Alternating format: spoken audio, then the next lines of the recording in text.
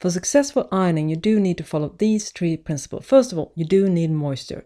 Either use iron with steam, or if you don't have that, you can also spray the shirt with water, roll it like a bundle, and then you let it sit, so to make sure that the moisture is really soaked inside the fabric and evenly distributed. Second principle is that you should start off with the smallest area, such as the cuff and the collar, and then you finish off with the largest area, such as the front and back. And the third principle is to use long, smooth movements with a firm hand, so don't rub the iron back and forth. Also, it's a good idea to apply the most pressure more to the back of the iron, because if you put too much pressure on the tip, then you actually run the risk of creating those annoying ironing creases that can be really hard to get rid of. So we're going to start off with the collar. Begin by ironing from the reverse side over the collar and the collar stand. Glide the iron slowly from one side of the collar to the other one. Press firmly using long motion. Again, don't rub back and forth. And then you finish off by turning the shirt, and from the right side, again iron to smooth out any remaining wrinkles by ironing in a downward motion.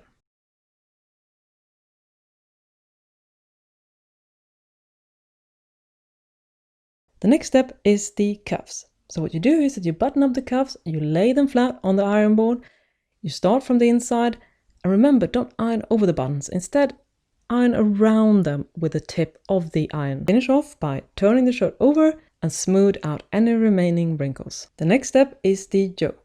You place the yoke on the edge of the ironing board with the reverse side facing up. Start from the top and then you iron downwards towards the back piece. Now it's time to do the sleeves. Now the sleeves are actually a bit tricky because you have to iron over 2 layers of fabric, which can lead to new wrinkles while you're doing the actual ironing. So there are 2 ways to prevent this. Either use a sleeve ironing board and then you iron on the round, which should also get rid of that fold crease. And if you are using a regular board, make sure that both fabric layers are smoothed out before you iron over them. So this is the best way to iron a sleeve on a board. You place the shirt, you fold the sleeve so that the crease will form from the shoulder point. If there's already a permanent sleeve crease on the shirt, make sure that the sleeve is folded along that crease before you start doing the ironing. You also should stretch out sleeves and smooth out both layers with your hands to prevent any creases from forming, so be really careful when you're doing this. From the reverse side, start from the top of the sleeve, iron downwards, checking that both layers are still smooth so you don't create any new wrinkles. And when you reach the cuff area, press to set the folds, then you turn the shirt over and iron away any remaining wrinkles on the sleeves.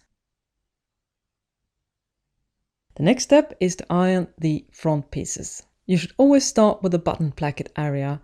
And before you're ironing that, you should stretch it out to make sure it lies flat. Then, from the reverse side, iron around the button, but not over them, because that can leave a mark on the fabric. Once you're done with the placket, move on to the remaining part of the front piece. Turn over and smooth out the area if needed.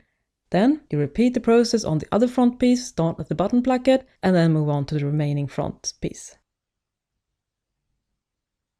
The final step is to iron the back. You do that by starting just below the yoke, press to set the folds around that area, and then slowly iron downwards towards the hem using smooth, long movements with a firm hand. And once you're happy with the result, you place the shirt on a hanger and let it sit there for at least 10 minutes. So just make sure that it's dry and cool before you're putting it on, because this will prevent any new wrinkles from forming.